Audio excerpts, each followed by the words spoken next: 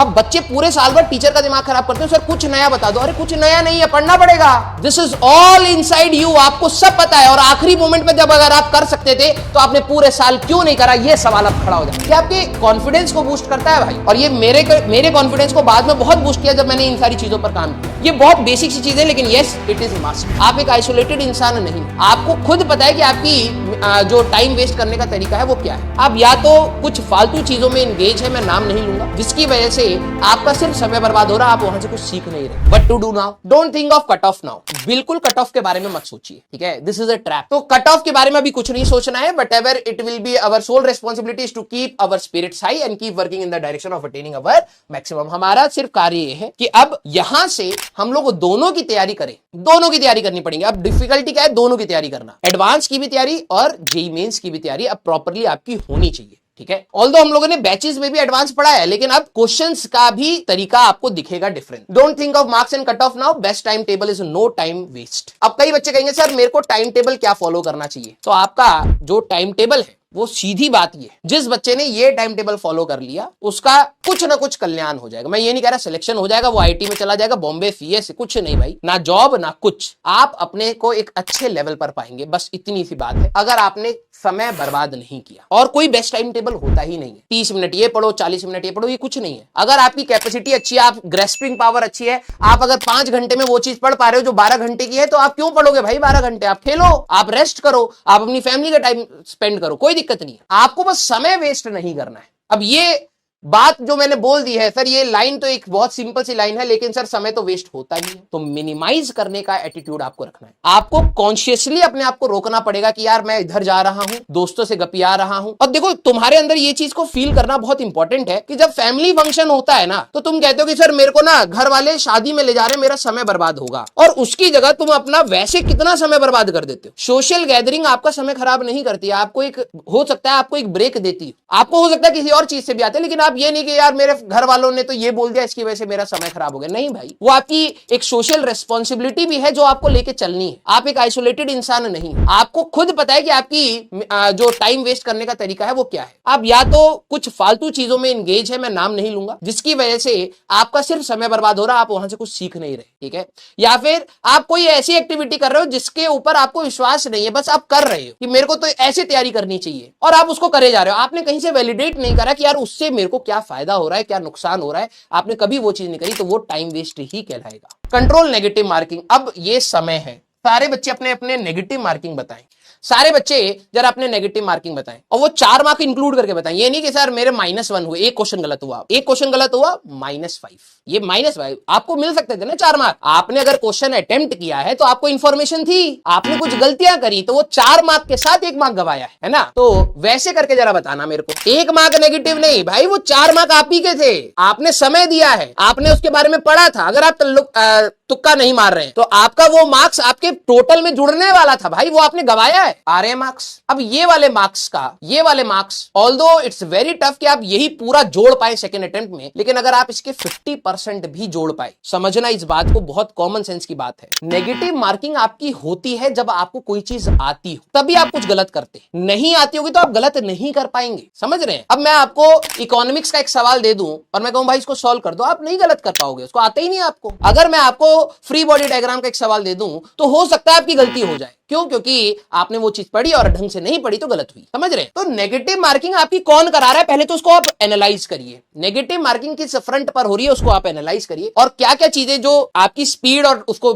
Maintain करेगी उसके बारे में भी है। ये मार्क्स जरा आप अपने प्रेजेंट स्कोर में जोड़ के देख लीजिए, आपको कितनी सेटिस्फेक्शन आती है। मैं ये नहीं कह रहा बहुत अच्छा स्कोर हो जाता है, लेकिन ये सेटिस्फेक्शन आ जाती है, और उससे ना आपको एक एटीट्यूड लाइफ की तरफ पॉजिटिव हो जाता है। वो करना बहुत इंपॉर्टेंट है। इसका 50% आपको टारगेट लेना है कि मेरी जो गलतियां हैं, भले ही वो कैलकुलेशन एरर हो, भले ही वो रीडिंग एरर हो, भले ही वो कंसेप्चुअल एरर हो, या भले ही वो आंसर मार्क करने का एरर हो, ये 3-4 फ्रंट पे जहां गलतियां हो रही हैं मैं उसको एनालाइज करूंगा, मेरे को पता होनी चाहिए कि ये गलतियां हुई और उसको मैं सुधारूंगा। Start reading habit. Sir reading habit कहां से आ गई फिजिक्स केमिस्ट्री मैथ्स में? Reading habit is for your speed. जब आप अपने टाइम में न्यूज़पेपर जरूर पढ़ें, सॉलिड न्यूज़पेपर, मोबाइल वाला छोड़ के एक सॉलिड न्यूज़पेपर लगा लीजिए, या आपको जो भी चीज मन करती है सॉलिड पेपर में नॉवेल्स पढ़ना है, प्लीज पढ़िए। ये आपकी जो वोकैबुलरी है वो तो इंक्रीज करती है और स्पीड भी इंक्रीज करती है। जब आप पढ़ते हैं, कई बार आप में से कई क्वेश्चन होते हैं कि क्वेश्चन पढ़ा सर मैं भूल गया, अब आपको एडवांस की तैयारी करनी है, वहां पे पैसेज होंगे भाई, बड़े बड़े क्वेश्चन होंगे, और आपके अंदर वो टेम्परामेंट होना चाहिए, इतना बड़ा क्वेश्चन रीड करा तो दिमाग में टिका वो क्वेश्चन, ये नहीं रीड करते करते नीचे आ गए फिर ऊपर जा रहे हैं, यार पहले क्या बोला था, ये क्वेश्चन क्या पूछ रहा है, इस क्वेश्चन से कैसे रिलेट। आपकी लिंकिंग कैपेबिलिटी ये रीडिंग हैबिट से आएगी। तो प्लीज आप रीडिंग हैबिट बनाइए, ये this will help you increase in focus, ये आपको फोकस इंक्रीज करवाएगा। Please analyse the error, do basic maths. मैं अपनी कमियां बता रहा हूं जिसकी वजह से मेरे को बहुत दिक्कत हुई थी। मेरे को टेबल्स याद नहीं थे, डिवीजन, क्रॉस मल्टीप्लाई में मैं गलती करता था, ब्रैकेट ओपन में मैं गलती करता हूं, और ये बहुत छोटी छोटी चीजें लिखी हैं। जितने भी आपके नेगेटिव एरर्स होंगे प्लीज थम्स अप करना, कहीं ना कहीं यहीं से आते हैं मेजॉरिटी पोर्शन। क्वेश्चन ही गलत पढ़ लिया तो अलग बात है, आंसर गलत ही मार्क कर दिया तो अलग बात है, रेसिप्रोकल नहीं लिया, लॉग की वैल्यू कुछ और ले ली, स्क्वायर क्यूब्स याद नहीं है तो आप कर रहे हो, आपको समय लग रहा है, ठीक है, क्यूब रूट याद नहीं, स्क्वायर रूट याद नहीं, क्रॉस मल्टीप्लाई, ब्रैकेट ओपनिंग, ये सारी चीजें ही आपका समय और आपकी एनर्जी वेस्ट करती है। तो एटलीस्ट आप ये तो कर सकते हैं ना कि यार आपने लॉग वैल्यूज कुछ याद कर ली, डेडिकेटेडली याद कर ली, स्क्वायर रूट्स याद कर लिए, क्यूब रूट्स याद कर लिए, स्क्वायर्स याद कर लिए, क्योंकि ये जरूरत पड़ती है, ये जरूरत पड़ती है। और सबसे इंपॉर्टेंट टेबल्स आपने याद कर लिए कि आपको पता लग जाएगा यार ये रेशियो आ रहा है, ये नहीं कि डिवाइड करने बैठा, अंदाजा ये रेशियो यहां तक आएगा, कौन सा ऑप्शन है एलिमिनेट कर पाओ। ये आपके कॉन्फिडेंस को बूस्ट करता है भाई, और ये मेरे कॉन्फिडेंस को बाद में बहुत बूस्ट किया जब मैंने इन सारी चीजों पर काम किया। ये बहुत बेसिक सी चीजें, लेकिन yes it is must. Don't overburden yourself with lot of work. अब बच्चे क्या करेंगे ना, अपनी कमियां को छुपाने के लिए अपने आप को बहुत ज्यादा स्ट्रेस देंगे, या फिर बहुत ज्यादा पाइल्ड अप वर्क बना लेंगे, मैं सुबह से ये करूंगा, शाम को ये करूंगा, रात को ये करूंगा। नहीं करना है ऐसे। आपसे जो गलतियां उसको एनालाइज करिए, उस पर मेहनत करिए, और जितना टाइम एक सब्जेक्ट रिक्वायर करता है उसको उतना ही दे दीजिए, that's it, no time waste, बस। और सो जाइए आराम से, कोई दिक्कत नहीं है, उसी में मैक्सिमम आउटपुट आता है, और जिनका आया है वही फॉलो करके आया है, ठीक है। स्टडी रेलिवेंट, यहां पर जो कहानी अगली स्टार्ट होती है दैट इज इररेलेवेंसी की, ठीक है। जब एक बार फेलियर होता है ना तो रास्ते कई बार बच्चों को समझ नहीं आता। अब क्या होता है, कुछ भी मोटिव, ये किताब भाई मार्केट में बहुत फेमस है, इसको मैं फॉलो करूंगा, इसको लगाऊंगा भाई। उस किताब में, मैं किसी किताब को डिमीन करने के इंटेंट से नहीं बोल रहा हूं, मैं कह रहा हूं मेरे पास बच्चे के लिए 60 दिन का समय है। आप फिजिक्स में किताब उठा रहे हो, केमिस्ट्री में, और एक मैथ्स में, एक किताब में भाई 1000 से ऊपर सवाल है, उसमें से कई सवाल हो सकता है उस टाइप के ना हो जो जेईई मेंस में आ रहे हो। आप अपनी एनर्जी वहां लगाओगे, फिर कहोगे यार मैंने जो स्टार्ट किया था वो मेरे से कंप्लीट नहीं हो पाया, फिर डिमोटिवेट हो गए। नहीं करना है। आपको जो मार्क्स इंक्रीज कराने के लिए जो सवाल है वो आपको करने हैं। एनालाइज व्हाट वेंट रॉन्ग, ये बहुत इंपॉर्टेंट है। अब ये कैलकुलेशन एरर्स की बात नहीं कह रहा हूं, ये एटीट्यूड की बात कर रहा हूं। एक सवाल मैं आपसे पूछूंगा, अब जिन बच्चे में कॉमन सेंस है ना, ठीक है, कोई किताब नहीं, मैं अभी देखो लिख के लाया हूं, ठीक है, एक्स्ट्रा बुक्स फॉर रेफरेंस, मैं सारी चीजें मैं आपको समझाऊंगा, कोई अभी करने की जरूरत नहीं है। देखो आपको नॉलेज के लिए करना कर लो, आपको 11वीं में करनी चाहिए थी, ठीक है, 11वीं में करनी चाहिए थी। अभी के लिए समय क्या बता रहा है मैं उसके हिसाब से बताऊंगा। रेस्ट मेरा प्लान जो मैं आपको बता रहा हूं वो जरूरी नहीं है आपको मेरे को फॉलो करना है। अगर आपकी क्षमता है उस चीज को फॉलो करने करना, अदरवाइज आपको लगता है एक बुक आपको बेनिफिट देगी, डेफिनेटली करिए। मैं किसी को भी नीचे नहीं कह रहा हूं कि यार ये किताब करना सही नहीं है या इस समय किताब नहीं लगानी, मैं नहीं कह रहा हूं। मेरे पास भाई साहब अभी यहाँ लाखों बच्चे कनेक्टेड है, किसके लिए कौन सा फॉर्मूला काम कर जाए I can not say that ना। तो आपको अगर लगता है बेस्ट, पढ़िए जरूर, बस आपको लगता है बेस्ट तो डेफिनेटली उसको करिए। एक चीज मैं आप सभी लोगों से पूछूंगा, ठीक है, कि पूरी जर्नी में ये सवाल बहुत इंपॉर्टेंट है, एनालाइज करना। पता क्या है, अभी भी फ्लो में कई बच्चे इस सवाल का जवाब दे देंगे लेकिन सोचेंगे नहीं, और जिसने सोच लिया उसको समझ आ जाएगा कि ये कहानी एक्चुअली में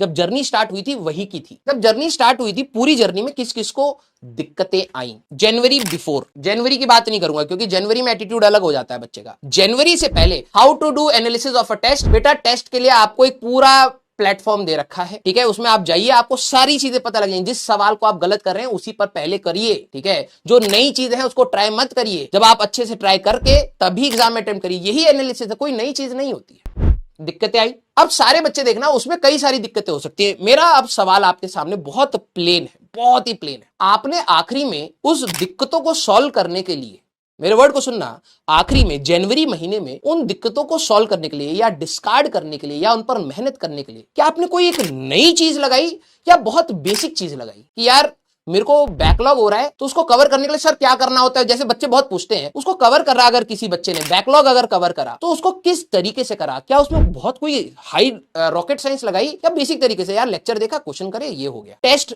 सर मार्क्स इंक्रीज कर नहीं कर रहे, तो आपने क्या मतलब बहुत बेसिक चीज लगाई या बहुत कॉम्प्लिकेटेड चीज लगाई? बेसिक चीज लगाई, नथिंग न्यू। अब बच्चे पूरे साल भर टीचर का दिमाग खराब करते हैं, सर कुछ नया बता दो। अरे कुछ नया नहीं है, पढ़ना पड़ेगा। This is all inside you, आपको सब पता है, और आखिरी मोमेंट पे जब अगर आप कर सकते थे तो आपने पूरे साल क्यों नहीं करा, यह सवाल अब खड़ा हो जाता है। मैं अब आपसे यह सवाल पूछ रहा हूं कि जो चीज आपने आखिरी मोमेंट पे दिन रात बराबर करके पढ़ाई करी, वो आपके अंदर था ना, और जब था तो पूरे साल जब हम बोल रहे थे कि बेटा ये बस कंटिन्यू करके रखो, तो आपने क्यों नहीं करी? एक्चुअली में मेरे को यही दिक्कत आती, जब बच्चे ये सवाल पूछते थे ना, आप कहते सर इरिटेट मत हुआ करो ऐसे। मेरे को एक प्रॉब्लम है, क्योंकि आखिरी में आप भी करोगे और बिना किसी के बोले कर दोगे, लेकिन बात है कि जब ये कोई नई चीज नहीं है तो उसको आप पहले से क्यों नहीं कर रहे हो? हाँ, बहुत बेसिक तरीका है। मैं हमेशा कहता हूं जेई तक पहुंचने का तरीका जो भी है वो कठिन हो सकता है, कॉम्प्लेक्स नहीं है। कोई में कोई नई चीजें नहीं करनी है आपको। जितनी भी चीजों की रिक्वायरमेंट थी इस पेपर के लिए वो आपके अंदर थी, आपने कभी एनालाइज ही नहीं करा। इससे ज्यादा कुछ चाहिए ही नहीं यार, मुझे बस सीरियसनेस दिखानी है, अपना समय वेस्ट नहीं करना है, जो टीचर बोल रहा है उतना पढ़ लेना है, और जितनी मेरी क्षमता उसके ऊपर प्रैक्टिस करनी है, टेस्ट देना है, टेस्ट की एनालिसिस करनी है, जो सवाल गलत हो गए उन पर 10 सवाल और लगाने और अगला टेस्ट के लिए तैयारी करना है।